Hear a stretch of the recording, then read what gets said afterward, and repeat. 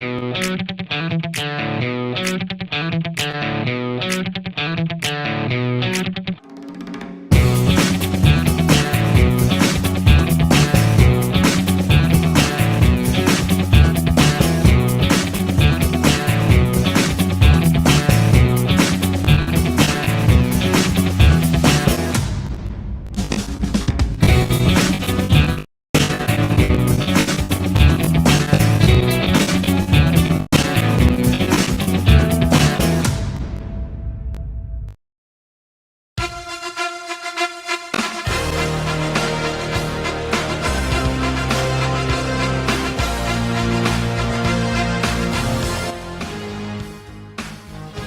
up, everybody? It's 2 o'clock. I'm Tony Mack. That's true. This is the Bullpen. We are live at beautiful Toyota Field here in Madison, which is about to get a ton more traffic. We've got so many events coming up centered around the sport of baseball, which you would think it's a baseball field. Sure, you have a lot of baseball going on. True. But we also have a lot of non-game day events that happen here, a lot of fun things year-round that you can experience at the field. But we are getting back into that season where it is time for the main event, the whole enchilada. All weekend people were going, hey, Rick, is it enchilada time? I said, get the cheese ready, baby, because it's starting to melt over here at Toyota Field, and you're absolutely right. It is that time of year. I am just incredibly busy as one of the people working here. Everybody is, as we are now 38 days away. Yeah, it's just under 40. That's the number I saw on the board today. 38 days till the Pandas take the field and try to one-up the full season, regular season, that is, North Division Championship that they took home last season. So it's big time over here in Pandaland. We got Alabama coming up at the end of March. We got the Pandas at the start of April. It's baseball season. You're starting to see a lot of baseball news around. I'm seeing it on Twitter. We're seeing some spring training. I'm seeing some lineups. I'm seeing a bunch of Pandas in there with like guys named Ohtani and Trout. I'm like, what? Have we created a super team? Are the Angels going to win 10 in a row? I've got so many people following me that like super hardcore Angels fans that have been following me on Twitter they found me the last couple of years because during our home games I'll live tweet what we have going on during our home games, and they are really excited. Like, they've been into the Trash Pandas or the Angels farm system, which would include the Trash Pandas, but they've been very harsh on the Angels. And then now that they're starting to collide, I'm starting to see a lot of them like, hey, this pitching pipeline that we got here for the Angels is pretty sweet. And it started right here, man, especially even before the 20-person or the 20-pitcher draft where they took 20 pitchers. You still had Reed Detmers that was here. You had some guys like that. Chase Silseth last year, and then we're going to have Sam Bachman this year, Ben Joyce maybe for a little bit. I mean, the pitchers aren't going to stop coming through this organization. Man, Joyce making a lot of news up there on the major league level, too. I saw Phil Nevin said some very impressive things about Joyce and how his bullpen sessions at spring training are like a show all into itself. So we may never see old Benny Boy again, man. I didn't think we were going to see him at all. And then our media guy, he was like, I mean, he hasn't heard anything, but he was like, I kind of think that we might see him to start the year. I hope so. Like, I do too. That would be nice. But, I mean, the dude came in throwing 101, 102 right out the rip. He was a thrower last year when we got here. Like, he was just throwing heat. And then in that short time he was here, he developed into a pitcher, a professional pitcher. And I think that's what they're starting to see there in L.A. is that this guy not only is throwing fast, but he's really starting to become a pitcher. Which you need, because you always hear at the major league level, it's like if you throw 102, that looks cool and that's fun, but these guys can hit it. We found out the hard way, they'll figure a way to hit it. You got to be able to put it where they can't. You keep throwing that 101, 102 across the plate, that's good, but the longer that batter stays up there and catches up to it, if they connect on a 101, 102 mile-an-hour pitch, it's gone. We saw that a few times last year. I was about to say, you saw it a couple – maybe I think it was his first outing ever. He was throwing 100, 101, but a couple guys got on it when they did. I mean, you make contact with a 101 mile-an-hour pitch, that ball's coming out with some heat. He developed. I mean, don't want to say developed it here, but that off speed became way more of a thing. And dude, you're going from 102, 103 miles an hour to an average to 79. You drops the bottom out of it to like 80 miles an hour. Yeah, it's by the end nasty. of the year, he had dudes doing this swing where they're just like I don't even know what I just do with my arms there. They activate every joint in their body. It's all self-defense. It's just, gosh. It's awesome. So that'd be cool to see him here this year. I really didn't anticipate seeing him, but that would be awesome to get him back here. There's also something that we've been used to these last couple of seasons. 2021, we had it. But 2022 is when they really started enforcing it, that we're going to talk about in a minute, and that's going to be the pitch clock. That is, made its debut in Major League Baseball on the spring training scale, and people are reacting to it all over the place. So I want to talk about that in just a minute. But before we do that, I wanted to go back to the baseball we're going to have here before the Trash Pandas start. As you said, we're like 38 days away from the Trash Pandas season, but we still have a ton of baseball here at the local level. Starting Wednesday, this Wednesday at 3, gates open at 3:30. You're going to have New Hope versus Priceville and Athens and Grissom. So you're going to have some local high school baseball starting March 1st. And it's going to keep going, man. You've got some towards the end of the month as well. So if you want to see some of your local high school teams play again, we'll have New Hope, Priceville, Athens, Grissom, Holtville, Opelika. I know that's a little more center of the state. But James Clemens will play Creekwood from Tennessee. We'll have, I'm trying to find some more of the local ones. James Clemens playing a couple of times here. So come check out the local high school teams that we're going to have before we get to the Alabama game on the 28th, which is like a month from tomorrow, and then the Trash Panda season. But like we were saying, getting back into the baseball thing, I love getting to talk about baseball more. We've got a big love for football, and that's what we've been talking about, and then college basketball, but we're about to get into baseball season, so the anticipation's pretty high. A lot of our guys are doing great in spring training. And, they're little babies, right? They're our babies. They're precious to us. We want to see them do well. We don't want to see them get hurt. We're going to coddle them. We're going to defend them because they're precious to us, right? That's right. But now we're starting to see some of our rules that they've been experimenting in AA go to Major League Baseball. And in spring training, they're starting to experiment with the pitch clock. And I didn't even know this till today, I'll be honest with you, because I'm up here in the press box.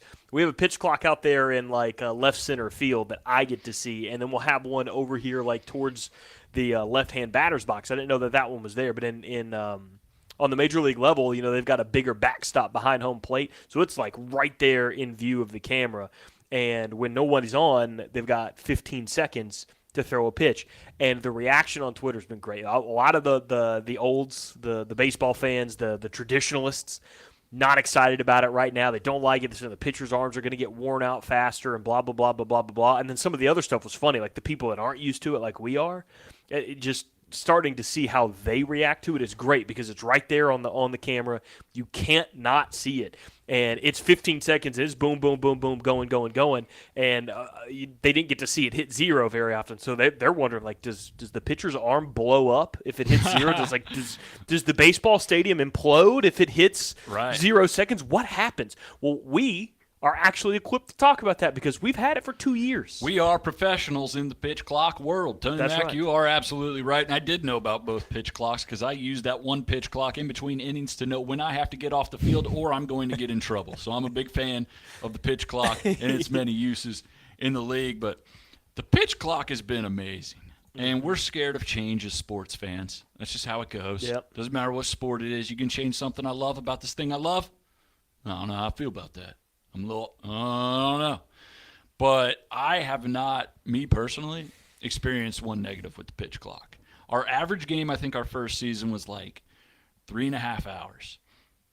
Next season, our average game was 3 hours. So it knocked about a half hour off the game. And you're not knocking off the action. I mean, you're still getting 9 innings. Mm-hmm. You're getting 3 outs per. You're playing baseball. But you're just not getting all of the stuff in between that makes, sometimes a 3-hour game like we experienced last year turn into a 4.5-hour game, which is what baseball was for a very long time before steps were taken like they are now to try to increase the pace of play.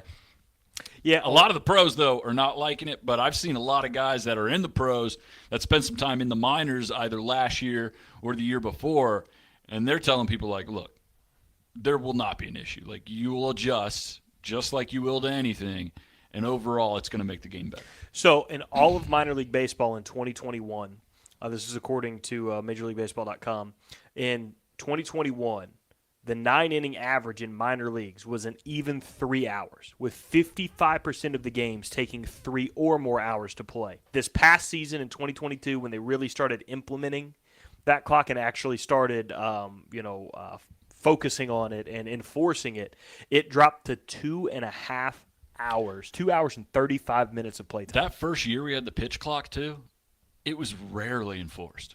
Yeah. I never saw a pitch clock violation our first season. I don't think I did either. Year 2, it actually became enforced. And you see a big difference. 25 minutes average quicker. It went from 3 hours even to 2.5 or 2 hours and 35 minutes to play. 9 inning games were lasting 2 hours and 59 minutes on average. In the time since pitch timer was put in place on April 15th, the average game time has taken 2 hours and 35 minutes to play. That's what you're going to see come to baseball. So the days where it takes 3 or 4 minutes to throw a pitch because of step-offs and the batter getting out and that mind game going. No, it's going to speed up a little bit. You can watch a baseball game in 2.5 hours if they start getting this in correctly, which is why, obviously, in 2021, it took a little longer from 21 to 22 for that to happen to us because we're experimenting with it. That way there's not as many hitches in it when it goes to Major League Baseball. So I love it, and I'll be honest with you, too, and this was something else I saw that people aren't used to, that we're used to. They're sitting here trying to defend they're trying to defend their stance by defending the players. Like, what's going to wear the pitcher's arms out? It's going to do this, blah, blah, blah. It's bad for the players. They're using that as an excuse because they don't like it. Ricky and I, every single week last year, every home week last year, we talked to a player. We had a player in here, pitchers and hitters, and they all liked it. I never talked to one player that said a negative thing about the pitch clock. Not one. I spoke with Ben Joyce about it, and Ben Joyce likes the pitch clock. They like it. It is a positive thing. The for common baseball. thing I always heard from pitchers was the pitch clock now gives us a standard pace of play where I can get into the zone and really lock into the game. Where before, if there's a lot of time being wasted, I find myself zoning in and out. If it's too much, this way, I get in there. And I get what they're saying. I mean, there's some times during a game where it's like, okay, here's a break, another break, and we're going to throw it over here, and now we got a pitch and change, and it can like really tally up and be a long amount of time without any baseball action. Well, you're right. So any sport can get like that too. Baseball, obviously, more so than the other ones, but like football can get in that groove where like, there is that fun groove where they're running a play 2 or 3 yards, whatever. They get back to the line, they get their play, and they do it. But when you start having penalties thrown out there, reviews, them getting up to the line of scrimmage, calling a timeout because they let the play clock go down, or in basketball when the officials start calling too many fouls, you can't get into that rhythm of the game. What do? I immediately just start going to my phone and I kind of zone out of the game because I'm not into a rhythm to watch it. This is going to put you in more of a rhythm to get into every pitch instead of kind of zoning out in between each pitches. It's going to keep you in the action because it's shortening the game by taking out all of the dead time. It's taking this kind of action, kind of like you do. So I guess a good way to say it is like you take a movie that's on TV compared to the theatrical version of it. Theatrical version's like this. There's no commercials. The TV movie's this long, right? They're taking all the action and they're just getting rid of the filler. And they're just trying to give you the action. And it works. It's a lot of fun. Again, 2.5 hours average is what minor league baseball went to in one season. It's noticeable, folks. Absolutely. It really is. In a great way. It's a good. great way. I don't know how I feel about the bigger bases. I don't know if that makes any issue.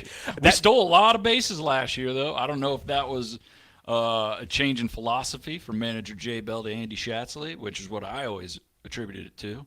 But I don't know. Maybe the bases are there. I don't know why. What do the bases being bigger? What does that fix? I guess it allows for more runs, More too. runs, maybe? Yeah, because higher scoring, more excitement. You get people that get safer quicker. So okay. So we got that, too. yeah, we got bigger bases. Hey, now you can see them from further away. Another big one, too, that I'm excited to hear more of the players talk about now because the pitch clock has been overwhelmingly positive. I can't wait to talk to more Trash Pandas about the shift, the shift ban that's coming. So And I've heard some stuff about that, too, where it's how teams will adjust with the shift. Will maybe instead of, moving a guy into the infield, maybe an outfielder gets – I think there's going to be loopholes where you can still kind of shift but abide by the rules. So there's going to be less holes in the infield by maybe plugging a bigger hole in the outfield because what you have to do, you're going to have 2 position players on either side with their feet in the dirt. So the left fielder probably going to move around so they can do some kind of quasi shift. The left fielder wants to come up and play shortstop so the shortstop can come over here and cut everything off and just leave this big gap in left field. I guess that's possible. Which I guess will make it harder on the hitter as opposed to having a big opening in the infield. Now you'll just have a big opening in the outfield over there that you'll have to hit it to. That's what I'm guessing. I would imagine. So see how that works. I don't know, but I like it. I always thought the shift felt like cheating. Which you always hear the argument is like, well, those hitters should be able to hit to the opposite side of the field. And it's like, yeah, but pitchers are getting like really good at making that ball move fast and sideways.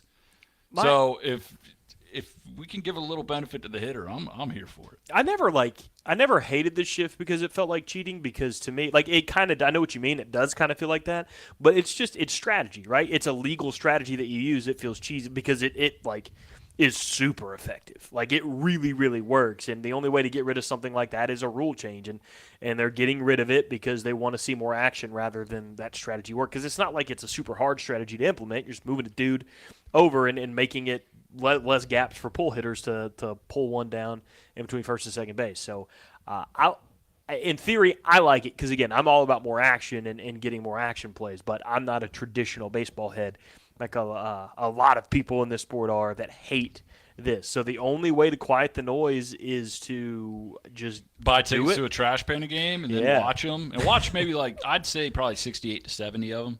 If you have the time, just so you can make sure to see if the pitch clock is being effective, if the bigger bases are good, if this new shift is going to work. So, single game tickets are available now at trashpandasbaseball.com. So if you want to do the research, if you want to do this scientifically, there are ways for you to do it here in the Rocket City. Heck, and honestly, on your way in, like, you might be saying, well, traffic sometimes to start the game because there's just so many people that want to come watch a Trash Pandas game. I think you can see first, second, third base from the interstate because those bases are huge. So, I can't agree with that. I'm not going to tie myself to that last statement. No, I think you can. True. I'm pretty sure you can. I can't confirm that one. I can almost deny it, but I can't confirm nor completely deny. So, man, I'm just excited to see who's going to be, because we don't know yet. I can't wait. It's like the lottery, isn't it? Mm-hmm. Especially now that we've had a team for a few years and we know some of these guys and the Angels, man. I feel like they're making great strides as an organization, especially as with their farm system. It's very exciting, man. Where's Joyce going to go? I saw Hoppy in the starting lineup for a spring training game the other day. That was cool. I saw Soto in the lineup. I saw Whitefield in that same lineup.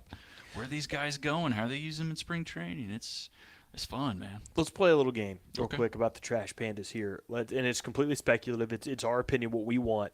I want you to name a guy that you're pretty sure we're going to get to see again, that you think we're going to get to see again this year, and a guy that you really hope that we get to see again this year. And I'm going to try to do that as well, but not name the same players. I feel like a guy who we're definitely going to get to see that we only got to see a little bit of last year was Sonny DeShera. Oh, yeah. The people's champ. Yeah, Sonny will be here for sure, I think. I think we'll get to see old Sonny D, the still reigning SEC Baseball Player of the Year. That is correct, yeah. Okay. Still reigning. So I expect to see him. Someone who I'd really love to see, but I don't know, is I know we talked about him earlier, but I'm not going to say Ben Joyce. You can if you want to. It seems like I've got backups. Those are the ones I was going to go with, but I got backups. Because I got plenty of guys that I'd love to see back. I'll go with – you know what I'll go with? Trey Cabbage. Dang it, that was my – I'm going to go Trey Cabbage. That's going to be my other one, man. Played like a month and a half last year. He was the people's champ before Sonny D took the title.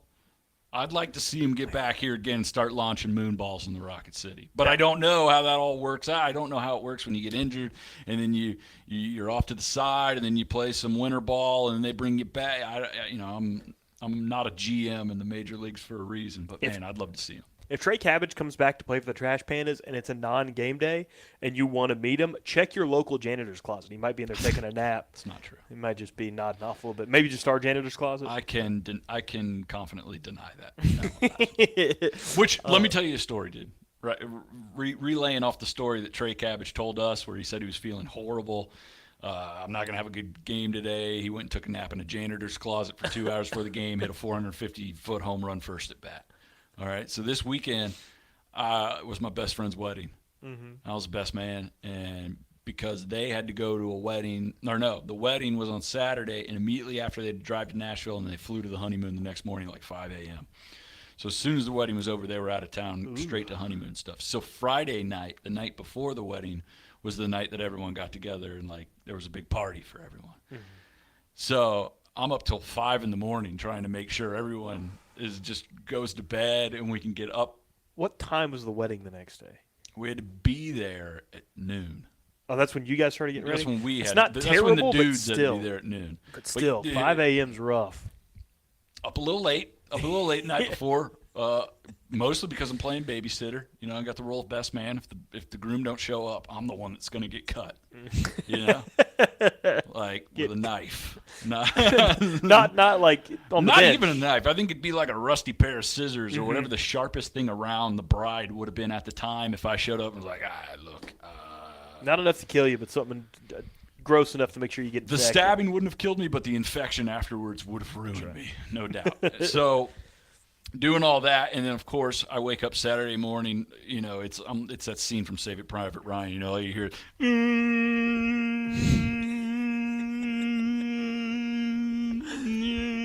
you just, oh, where am I? What time is it? Where is everybody? We got 30 minutes. All right, where's the where's the groom? All right, still asleep. Okay, we gotta hustle right here. We get everyone together somehow, some way. Herd the cats into the car. We get there at 12:30, and then by about 12:45, it all hits me. And I said, by God, I gotta do a tray cabbage. I gotta take a nap in the broom closet of this wedding reception or this wedding venue, and I gotta figure it out. That's exactly what I did. I snuck into a broom closet for about 45 minutes. Took a quick sleeper. It popped up in there, man. It was a great wedding, beautiful venue, beautiful ceremony. Reception was great. I gave a speech at one point. I did some dancing, a little bit of that. Oh, okay. Hey, whoa, it. easy. I faked a hamstring injury so I could get out of that real quick. And then I went home and absolutely folded. So not quite a 450-foot home run, but a quick speed nap in a broom closet will bring you back. Okay, so I've got to know because I didn't get to follow up with Trey and find out how he was sleeping in this closet. Mm-hmm. But, like, did you get something as a pillow and, like, lay down on the ground, or were you sitting on, like, a bucket leaned up against the wall? Were you sitting lean? I was or lean. I laying was a down? leaner. It could have been anywhere, you know? Yeah. My only option was to put my knee pits on top of a bar and hang from jungle gyms upside down. I probably could have snuck out a few minutes of sleep that way. But, yeah, you know, you just want to – I'll give you some, just like one of these. You just cram your neck and your chin. But what were you into sitting your on? Did you have, like, a backrest? No, I just had this wall, and then like the other wall was right here, so I could kind of. And then I took the coat hanger thing and kind of shielded myself with it, like I could hide behind a coat hanger, and just. And it was like a metal floor, so I knew if anyone was coming to pick us up, tell us like where to go. It was like my alarm clock, so I just tray cabbaged it all up in there. And you were refreshed? You were good? I don't know if refreshed was the word, but I was better than I was before. So, a couple of things bouncing off But yeah, that. to round off my thought, sorry, I'd like to see tray cabbage. For me, I would say the guy that I think we're going to see back besides Sonny D is I think we'll see Teodosio. I think we're going to see Bryce back. Yeah. And I can't Young wait. guy. Yeah, and very, like, clutch. If you go look at his final numbers last year, they weren't amazing. And honestly, kind of surprisingly not great either. Like, when I looked towards the end of the year, like, knowing all the clutch moments that he was a part of, seeing that his average was what it was, I'm like, that's surprising because anytime you really needed a clutch moment at the plate, like, he would come up with a walk or the inside the park home run or a base hit or something to get it done. And then in the field, I mean, the dude's had so many highlight plays that we've seen get voted on for certain awards and things like that. I mean, that dude is a clutch baseball player that I don't know what his future holds beyond Double-A, but as long as we have him here, I mean, he's going to be a difference maker on the Double-A level. I think he single-handedly has the most important hit in Trash Pandas history. Oh, man. And that inside the park homer that clinched the division last year. On a Sunday I'll afternoon. never forget that day for as long as I live. That was absolutely incredible. We were all up here. I was like, go three. And then as soon as he's, like, close to third base, we're all like, we stood up. We're like, no. Oh, my God, here it comes. Like, we knew he was going to send him. We knew he was going to be plate to plate. And we were just – it was amazing. Oh, so he gets up, celebrating, jump. And that was such a close ball. It was like a 1-0 ball game at that moment. It was insane. It was such a tight, like 1-1 game or something. It was a really tight, low-scoring game. That was amazing. So I think we'll see him for sure next year. And I was really going to go trade Cabbage with the guy I wanted to be back next year. Let me get another one. I guess for like just no, I can't say I want it back because that would be awful to have a guy like Torrey Hunter have to come back to Double A You when he's can't. in You got to Triple pick a A. guy that. Yeah. Yeah, I mean, because Torrey's in Triple A now, or he was at the end of last year, so I don't want to see him have to come back in You're Double rooting A. for him to come back would not. No, Yeah. I definitely don't want to root for him to come back. I want him to continue. I mean, I really thought you were going to go with. I'll say Ben Joyce because I thought you were going to go Ben Joyce, so I could go with Trey Cabbage because Trey was my guy. So that was great. But I mean, I guess I could say I hope to see someone like Neto or somebody like that. That's probably going to be up there before too long, but maybe gets a little more time here. I'll give you some other names other than Trey Cabbage, but some of the guys out of our bullpen last year. Bullpen was great. Mm-hmm. I mean, whether it was Torres or Murphy, I mean, setup close guy, those were two of the best in the league. Wonder if they'll be back here, if they move to the AAA level, if they go to the Pro Level. I don't know. We had a lot of really good infielders last year with Maitan, Soto, Jordan Adams would switch between in and outfield. Jeremiah Jackson was another one that would come in. I mean, Kyron Paris towards the end of the year, who I wouldn't surprise me if he was back here again. we had a really good infield last year, so great to see those guys back if they come back. So, but I want to go back to the story you were telling about being up until 5 a.m. Yeah, dude. and then having to turn around and get up early So because I could not imagine. I mean, we all, when we were younger, had those, right? Like when we were kids, we'd pull all-nighters. The all-nighter would be till the sun came up the next day and see how long you can go. Those are fun. You can't do that as an adult. Dude, I'm 31 years old. Do you know how long I'm lasting until 5 a.m.? It gets to midnight. I'm like, we'll call it, 11, say 11:30? Mm-hmm. You kidding me? Yeah. There's no shot I get up at 6 a.m. tomorrow. This is ridiculous. I'm usually the same way, man. That's the first time I've seen 5 a.m. 5 a.m. From that side of the clock in a while. And so back in 2013, when I was going to UNA, and I was going from Monday to Thursday out there, then I was working Friday, Saturday, and Sunday full time. I was getting my full time hours. I was working 12 to 14 hours a day, Friday, Saturday, Sunday. I'd come home on Thursday, and I'd stay at my buddy's apartment out in Huntsville that I used to live at, and we would party until 2, 3 o'clock in the morning. I'd have to get up at 5 a.m., open the store at 6, don't get off till 9 p.m. And then we come back and we do it again until 2 a.m. Total all weekend, I'd get 6 hours of sleep all weekend. And then I'd go back to school, refreshed and everything. That was 10 years ago in my early 20s. 31. Dude, I go to bed at 1 a.m., try to get up at 6 o'clock. I'm done all week. Like, you're going to hear me on Friday, but like, yeah, if it wasn't for Monday night, dude, I don't. Dude, that was me on Friday That's / unreal. early Saturday morning. Now here I am Monday afternoon. I'm like, will I ever recover? What time did you guys have to get up from 5 a.m.? What time did you get up?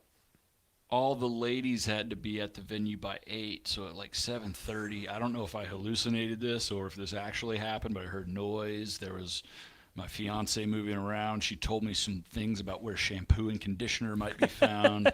I found out that was not hotel or like Airbnb, like lodge provided shampoo and conditioner. That was actually hers. And then she bought special bottles for the trip. And that I did not pack them with my things after I used them because I thought they were just disposable bottles. So I lost 2 bottles of shampoo and conditioner. I don't even know if that was all really said. I think it was because I called and confirmed, but that was 8 a.m. and I couldn't even open my eyes to like make sense of the world yet. So good. I'm glad that it was from like something short from 5 to 8 a.m. And here's why I do not feel bad for you at all. We took a trip to Reading, Pennsylvania a few years ago. Remember? Yep. We were actually, it was a trip Are you to get us going to ready. be bitter about this forever? Are you kidding? Of course it was to get us ready to work in minor league baseball, right? And we fly into Philly. We have a great day exploring Philly before we go to the baseball game in Exploring Reading. Philly, we ate a cheesesteak. No, we walked around a little bit. We went to different places. There was a couple places you wanted to go We walked to. around a little bit. We went to that. I can't remember what it was. It was like an indoor food court. The whole thing that was fun. We did a few things, but then we went to a baseball game that night. We ate a cheesesteak and went to the market. It was I'd never been there. Have you? You make it seem like we saw the Liberty Bell. We took pictures in front of the Freedom Tour or whatever they got going over there. Yeah, we ate a cheesesteak and went to the market. So. I explored Philadelphia while Ricky just had a cheesesteak, I guess. But I was having a great time. We went to a Fighting Phil's game that night, and it was awesome. We'd been on a plane that morning. We'd been in Philadelphia for a little bit, getting a cheesesteak, driving around, doing those kind of things, getting to the hotel. Yeah, Benjamin Franklin's birth house. It was crazy. The Rocky Steps. We went to the hotel and we went to this game, and then after the game,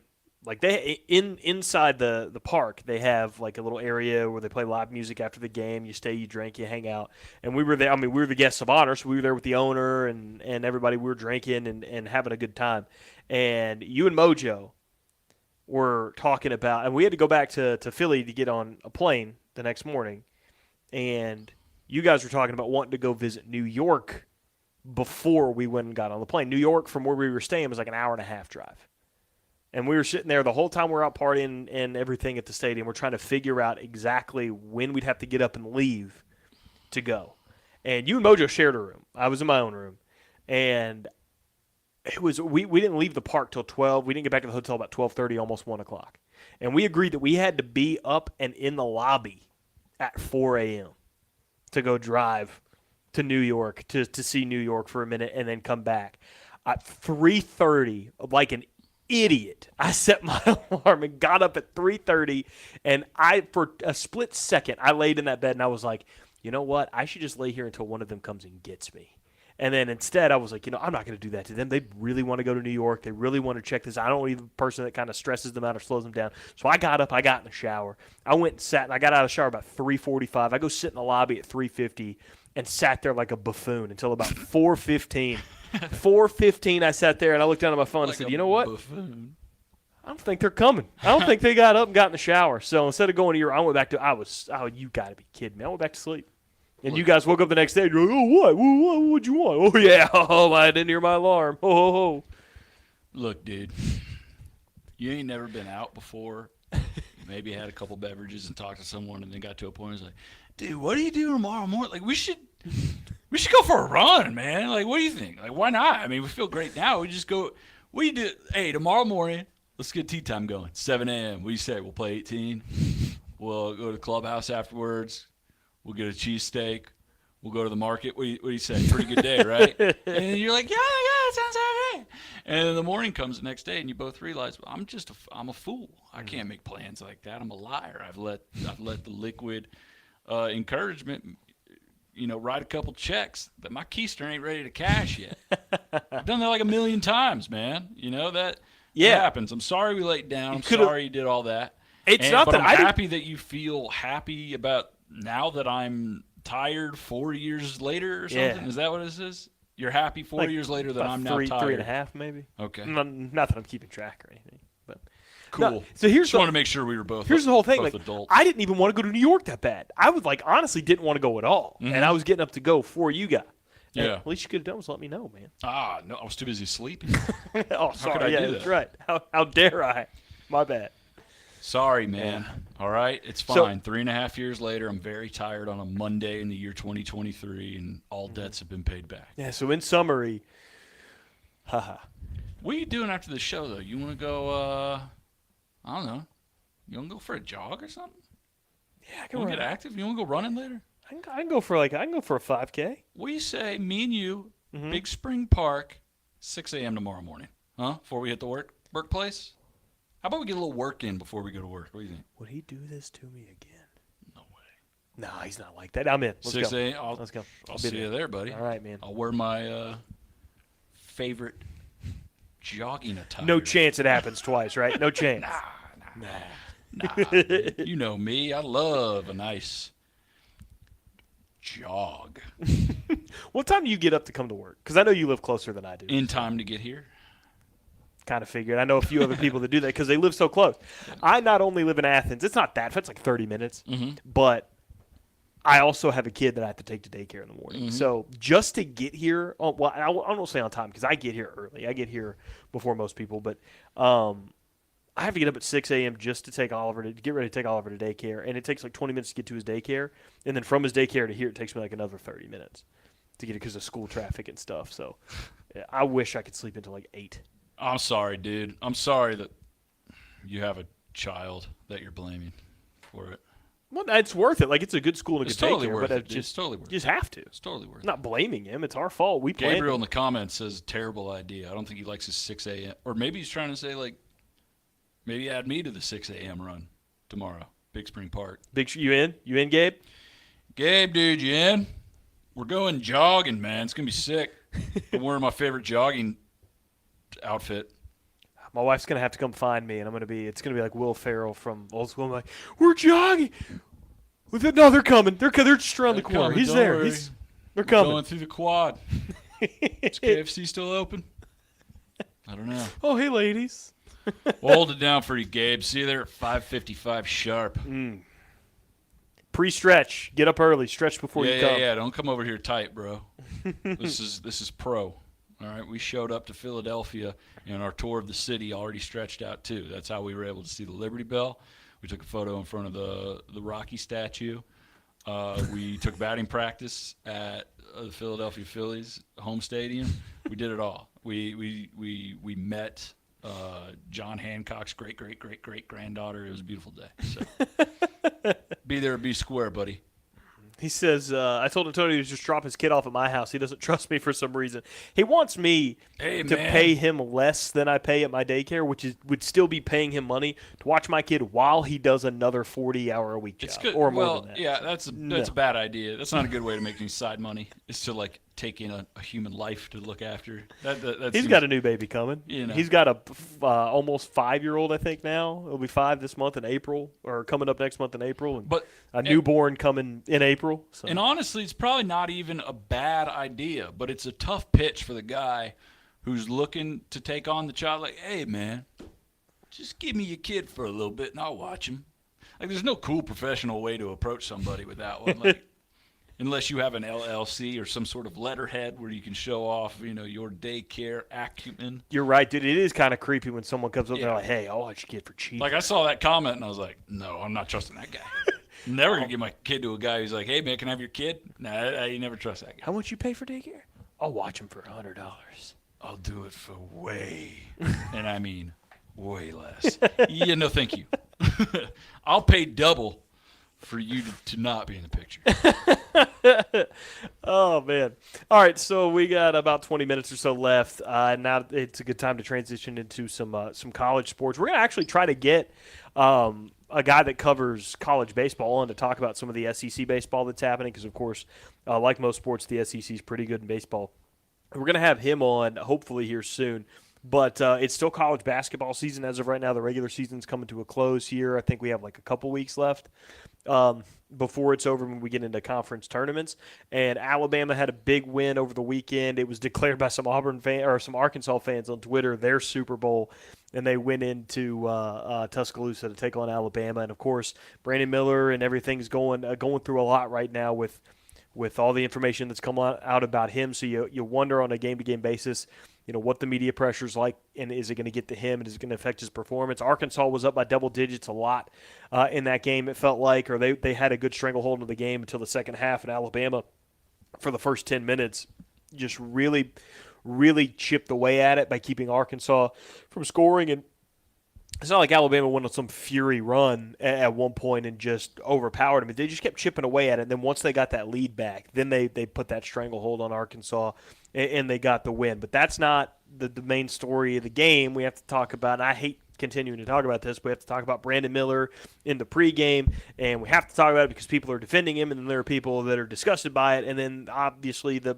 correct opinion, in my opinion, is somewhere there in the middle. The correct feeling to have about this is somewhere in the middle, and it's this. In the pregame, Brandon Miller came out, and he did what he always does, or what he's done all year. It's documented that he comes out, and he goes like this, and Buddy at the end of the tunnel kind of pats him down like a UFC fighter type deal.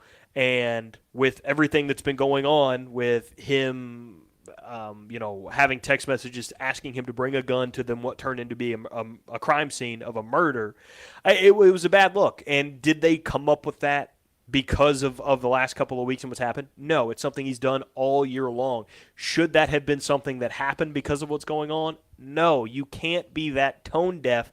And if you're a coach or the athletic director or something in that program, somebody needs to know what he's doing pregame, and then somebody smart enough to know that you should change that. Nate Oates came out after the game, and the first thing he did was address this before anybody could ask him a question. His opening statement was about that, and saying that's not going to happen again, saying he was writing up plays. He doesn't watch the pregame. You need to know what your players are doing if it's something like that. And it's very similar to an instance we saw in the NFL this year.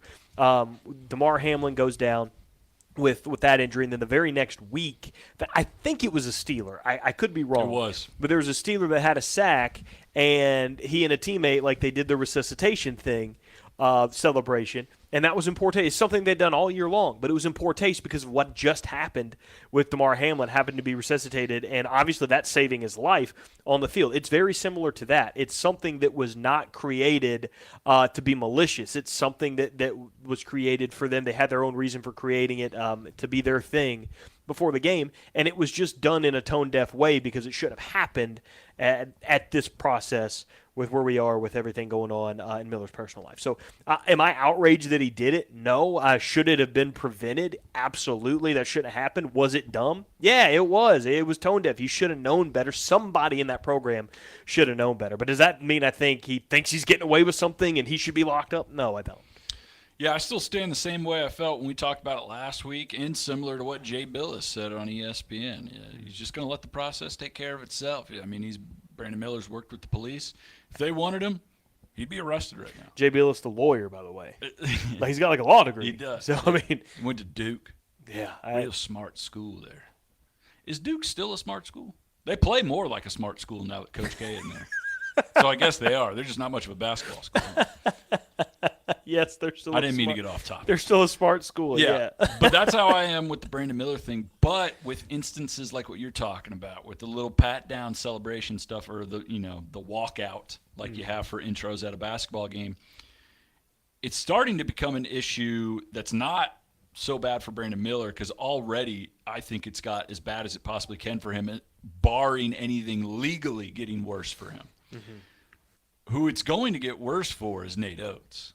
When instances like this happen, you have to open up a press conference and talk about how your players' pregame entrance, dance, or handshake or whatever, you have to apologize for that.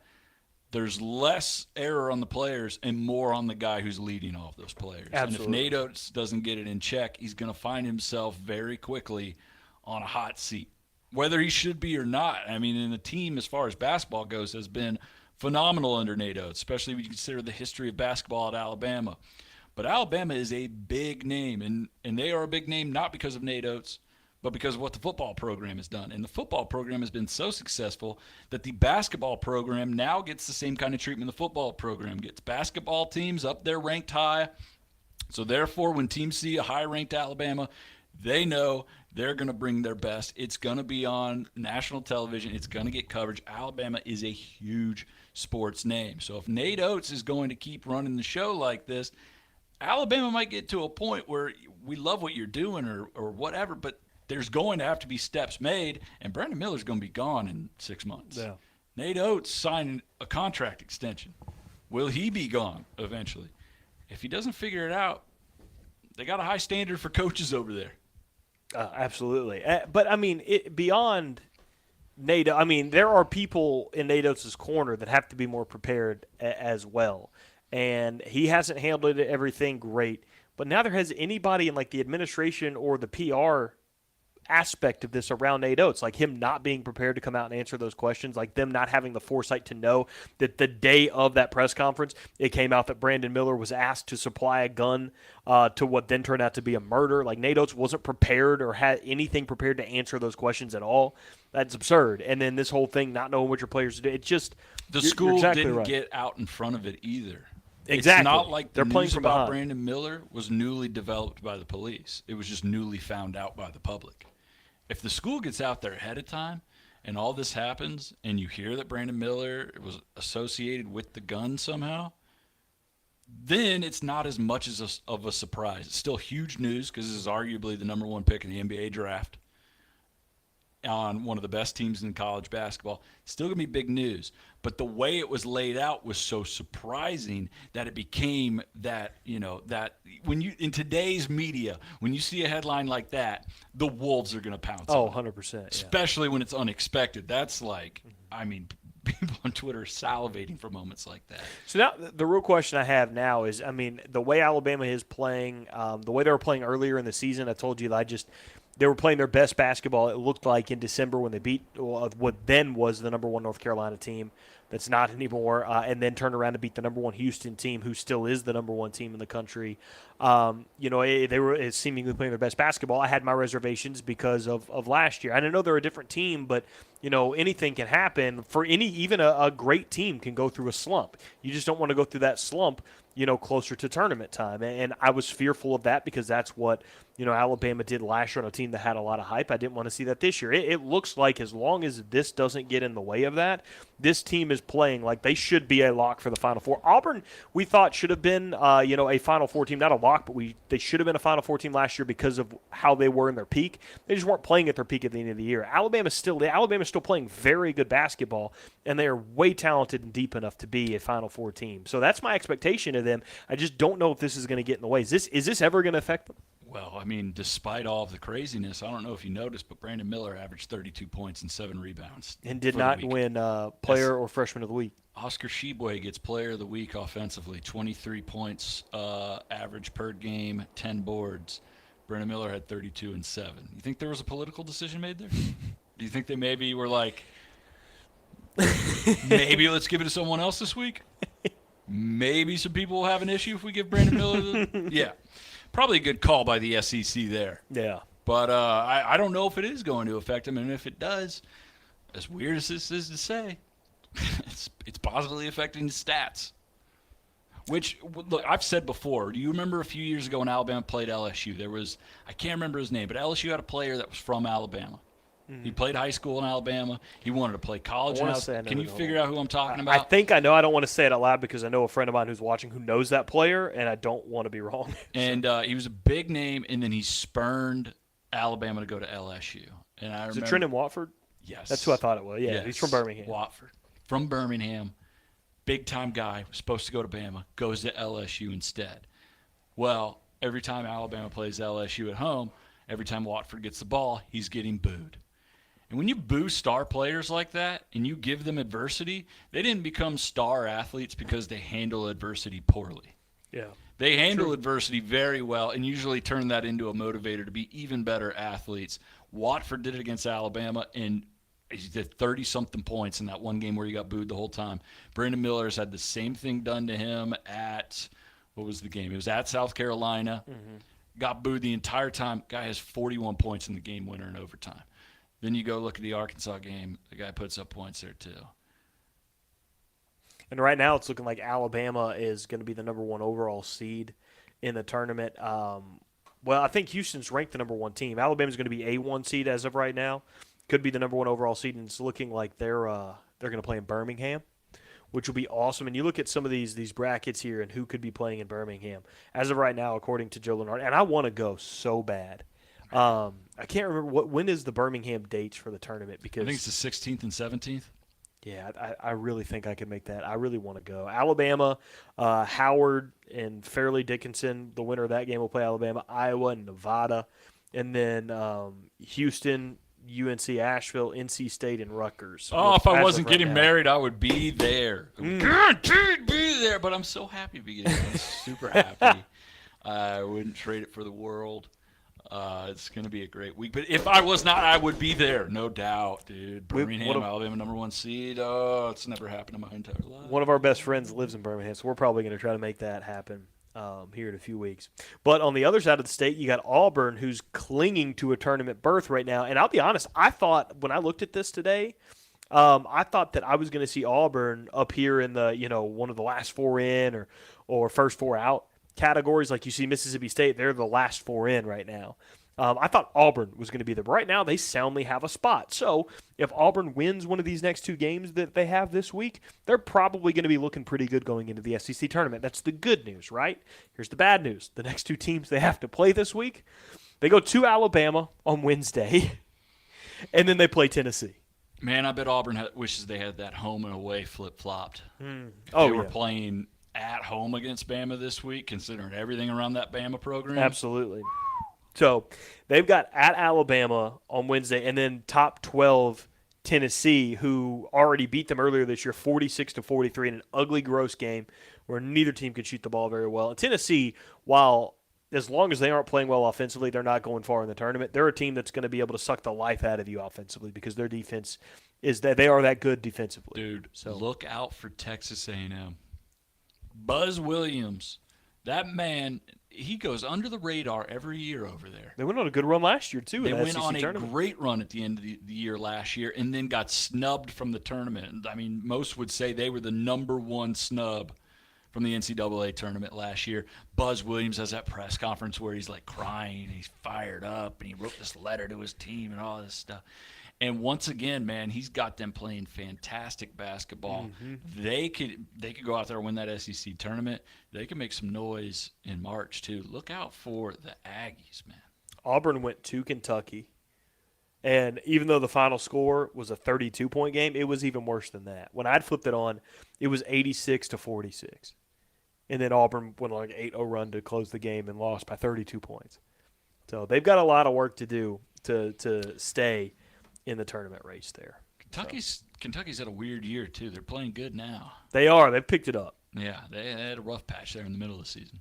They're in, though, right? Kentucky's in, I would imagine.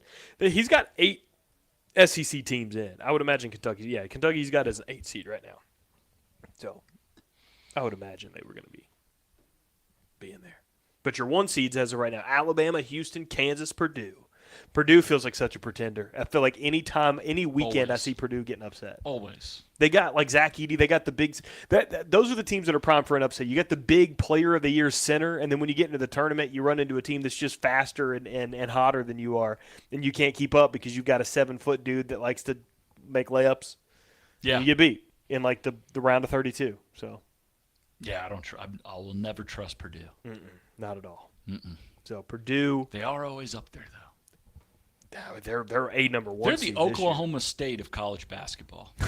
You get what I'm saying? Oklahoma State in football last few years, always ranked. The last Always like in the top 10. the last 10 years, they've been a top 10, top 15 team quietly, and then Name one day in the last 10 years you've been like, oh, dude, look out for Oklahoma State in football, Never. huh? Not one day. Not one time. one single day. That's Purdue. They're always up there. We're always talking about Matt Painter, their coach. We got 80, great big man down there, got a great team. Let's look at the picks for the national championship, and every person we hire to talk about college basketball has picked, not one's picked Purdue. Not one. I've been I had this question the other day. Me and some friends this past weekend were talking about college basketball in the SEC, and just thinking about the last 10 years and how much better that conference has gotten. When Coach Cal got there at Kentucky 15 plus years ago, whenever it was like he immediately turned Kentucky around, was getting all the top talent. He's a good coach, and there was nobody else in the SEC that could keep up with him, right? So the SEC was Kentucky's, and then they just had to worry about going to beating Louisville, North Carolina, and going to the Final Four. Now it's such a battle within his own conference. You've got guys like Nate Oates, Bruce Pearl, Rick Barnes that can recruit their tails off. Buzz Williams at Texas A&M. You've got really good coaching. Ole Miss is going to go after somebody after they just fired Kermit Davis. So, and you would imagine that they're going to try to keep up with the trend. They fired Kermit Davis? Like over the weekend or late last week. I had no idea. Yeah, so you're going to have them probably get a good coach. They stunk, dude. Ole Miss has really put up some stinkers this year. Oh, them and LSU both have been really bad. But my question is this, like, even though they're going to make the tournament, Kentucky just ever since the SEC started getting better, they've fallen flat these last several years, right? They're not really going on any great tournament runs. They're not really competing in the SEC, it seems like, here recently. Whenever they finally get tired of Coach Cal, if that happens, if Coach Cal takes a job somewhere else, or if they just decide to not re-up or get rid of him or whatever, who does Kentucky go after to coach him? Because, I mean, they're going to have to get somebody that can catch up. Now, Coach Cal's still recruiting really, really well. It's just that they're not – I mean, they're an 8 seed right now in the tournament. Hear me out. I don't know if this is possible or not, but I saw all the charges against Chris Beard from Texas was dismissed. Yeah, they got dropped. Is he going to be like a guy that's looked at the end of this year? other schools? And that was exactly Is this what going to be like a Kareem Hunt moment? Remember when he was Yeah. like, the Chiefs didn't want him, he's in trouble, he banned for a year. Then when he was open again, the Browns were like, well, we'll take him. It's exactly what my buddy said. He said Chris Beard probably going to go to Kentucky because it's a guy who got fired after charges came out about him, gets fired, and then all of a sudden they get dropped. His wife or fiance, whoever it was, came out like right when they fired him. They were like, "Well, no, that's not what happened. He didn't, whatever." So was it domestic violence, right? Yeah. But it all got dropped. But She man said got he- dropped from his job too. yeah, she said he was like the report was like he went in there all angry and beat her up and everything, and then she came out after he got fired and was like, "Actually, he did all that in self-defense. I'm crazy and went after him."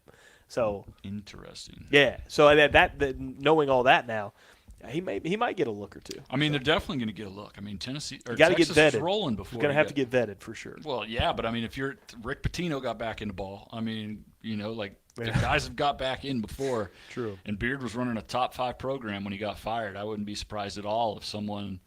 I mean, look at Kentucky with Calipari. I mean, the name's got its value, but what have you done for me lately? Absolutely. People are starting to question him a little bit. And as college basketball changes, is he changing with it? I don't know. You got to think Beard's getting looks. I don't know who else you would. If you're Kentucky, I mean, you can pretty much get anybody. It's like when Notre Dame opens up, or if the Michigan job in football, like you got free reign. So it'll be interesting. But Oh, what? dude! Right before we get out of here, pour What one out happened? for the homie, dude. The Commanders. They released Carson Wentz, man. Oh, I just saw it. It's the first story on Let's there. spend the last 3 minutes of the show talking about some of our favorite moments of Carson Wentz in Washington. In Washington, Mhm. I didn't watch a single moment. I can tell you my favorite moment of when he was in Indianapolis. Nah. I don't want to couple talk. of them, actually. I don't really want to talk about that. Just Washington. I'm a big Washington Wentz guy. That's when I started to follow him and really get behind him. My favorite moment with Carson Wentz, again, did not watch a single moment of him in Washington, Mm-hmm. when he choked that pick six at the goal line for the Titans in that game. We with are them. not talking about Indianapolis Carson Wentz. What about the time the We are not talking. Just forget to ask. what about the time the Commanders lost to the Jaguars and got eliminated from the playoffs because Carson Wentz choked it away? My Was that the favorite Colts moment, too? I'm going to ignore you Okay. now. My favorite moment was that photo of him wearing the Washington Letterman jacket, where it kind of looks like a senior photo, where he's kind of posed like this, and he's smiling, and he's got his Washington Letterman jacket. That might have been his best moment. Good for him, man. As far as like playing, he got to have his number though, right? He was number 11. Was he? I didn't see a single Carson Wentz moment in Washington. Carson Wentz, Washington. I'm pretty sure he wore his old number, dude. Oh no. No. He did. No, he did. He did. That's a fake. Remember when he went to the Colts, which I know we're not talking about, but I'm talking about it because it's in flashback form and not current memory form, like you were trying to do. But remember when he was like, "I want number 11," and then Michael Pittman was like, "Nah." And he's like, "But I'm your quarterback," and then Michael Pittman was like, "Nah." And he's like, "But dude, I'm gonna be starter," and then Michael Pittman was like, "That's a good point, but nah." No one did that to him in Washington. Yeah, remember that time? What was it? Baker Mayfield couldn't get his number in L.A. because the kicker had it. Mm-hmm. Yeah, it's brutal. All pro kicker though. Yeah, true. Wait, Michael Pittman Jr. is good. Good. what was his receiver. number 6? Yeah, Hecker didn't play for the Rams last year. I thought that was the reason he couldn't get 6 in Who L.A. was or wearing was number it? 6 for the Rams? No, Hecker was. No, he had 6 in Carolina, right? Yeah, he had 6 in Carolina. So Who had number 6 for the Rams where he couldn't get it? Which mid-season, I mean, you got to take what you can get when you're the guy that got cut by the Panthers. yeah. Let's see. Who's on that Rams roster at number 6?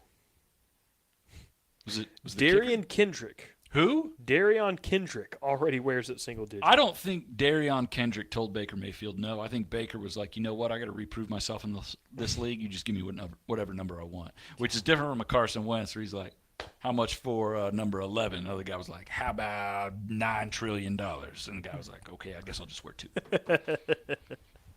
The last thing I want to talk about here, I want to go back to college basketball, given that the Auburn-Alabama game's coming up on Wednesday. My favorite part about this whole thing is watching those two fan bases try to morally uproot the other one, because Auburn fans are going after Alabama fans on Twitter like, the pieces of garbage you guys have, playing mental gymnastics to be able to keep Brandon Miller because he's good at basketball. You're morally blah, blah, blah, blah, blah. And then the Alabama fans retaliate with, you guys just hired Hugh Freeze as your head football coach. You guys hired Hugh Freeze, who did all these morally irreparable things, just awful, terrible things that Hugh Freeze did. You guys hired that guy. And my favorite part about that whole thing is Alabama fans completely just ignoring the fact that Nick Saban tried to hire Hugh Freeze as his co-offensive coordinator while he was still in trouble. You can't confirm that. It's true. You can't confirm that. If I don't see the papers, I don't believe it. I've never heard that before, so that's made up. Sorry. That is what people in the business called conjecture. Oh, come on, man. That was conjected. I don't know if that's a real verb, but I know conjecture is a word. And sir, you just conjected upon the crowd, and I don't appreciate that right there. I don't know what that was. That is not true. But a great lesson to take if you're a sports fan, all right, and your rival team does something bad that you're ready to hop on. Always remember that sports is not a perfect place, all right? There are not angels all around this industry. In fact, there are plenty of devils all around sports in all positions, okay? So never think that your school is holier than thou, because odds are someone's going to dig up somebody that did something terrible, and they're going to be attached to your school. That's just a fact. All right, let's get out of here. We got just a few seconds left. In honor of the pitch clock coming to Major League Baseball, Ricky, you got 15 seconds to end the show starting now. Thank you guys for listening. We'll be back Wednesday. We're going to say some more things. And I'm going to be honest, I really don't need the full 10. So what's up, man? I'm going to use 2 seconds for a nap. Done. And I'm back. I feel pretty good. That was a good half second there. Can I get another 15, actually? Another 15? Just one more. Let me get a second pitch right here. Still seeing that. Go. All right, yeah, I'm just going to. This is nice, actually. It's been a long day. If we could just. Actually going to sleep.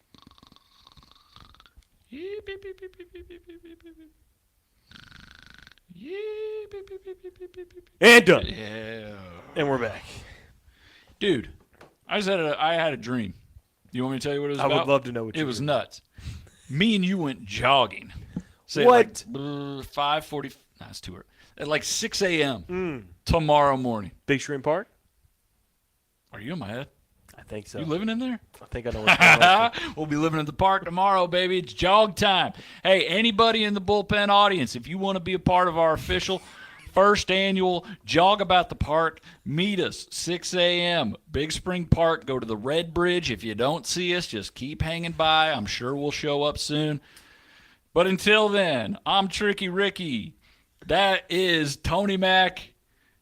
And this is the Bullpen. We'll see you in the morning, everybody. Get your Dr. Scholl's custom orthotics ready to go, because it's jogging time. Anything you want to add, buddy? See you tomorrow.